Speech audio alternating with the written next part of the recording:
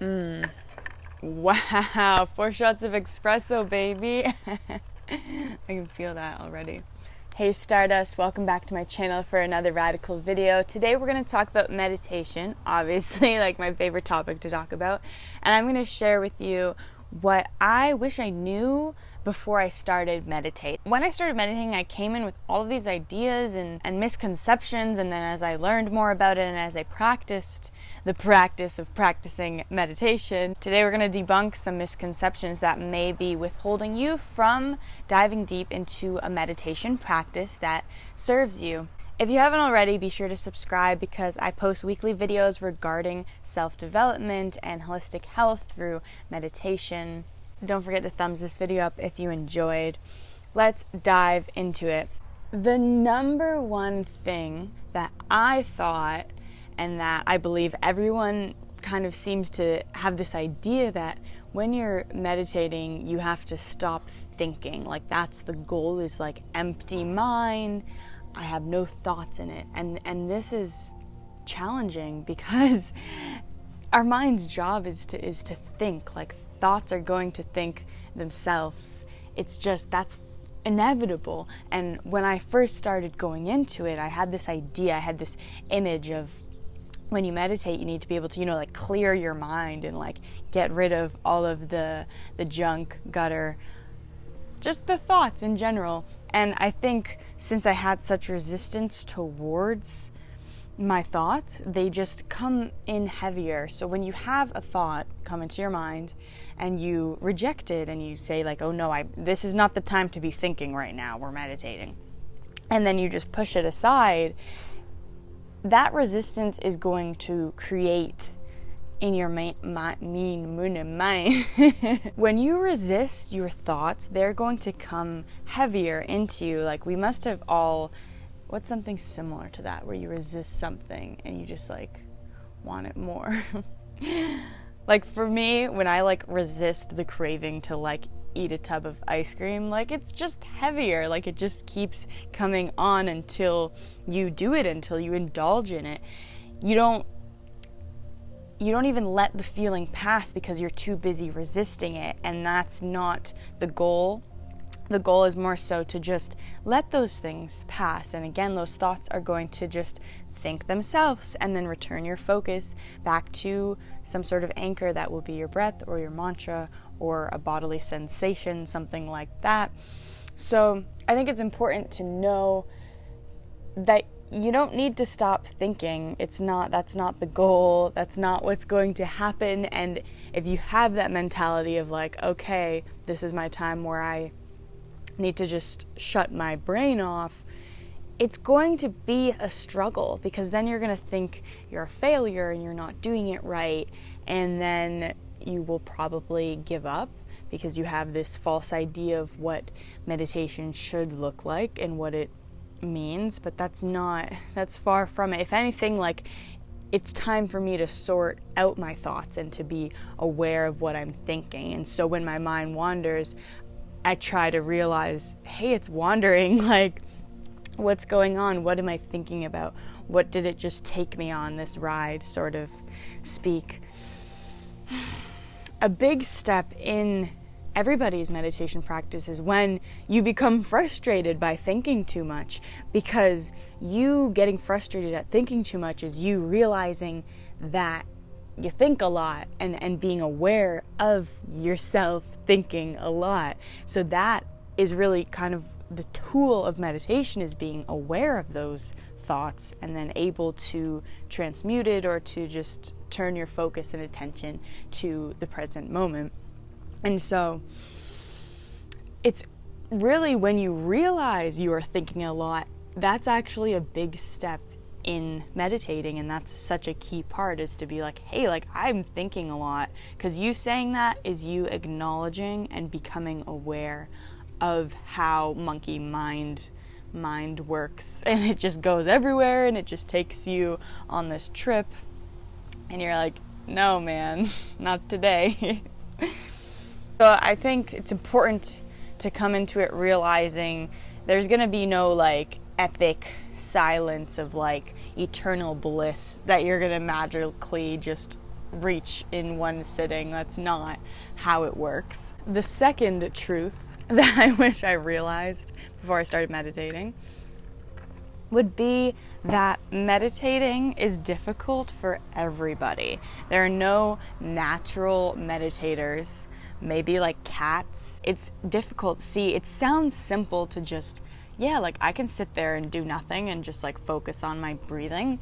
But since it's so simple, we are such complex beings that we're going to complicate it. Like oftentimes when I think about, our issues, I just think how we complicate them all the time and how much more simple it would be if we could live simply, but in our lives when we're running and racing and doing all of these things, we're gonna see that when we're sitting down in silence and we're like, I really just want to go. I can't sit here. I'm wasting my time. Things like that. And then we think, why is this so difficult for just me? Like, am I not a natural meditator and am I not good at this? Okay, I'll just stop trying then. But it's important to remind yourself that it is not easy. It's not easy, but just because it's not easy does not mean that it's not worth it and that it's not going to get easier.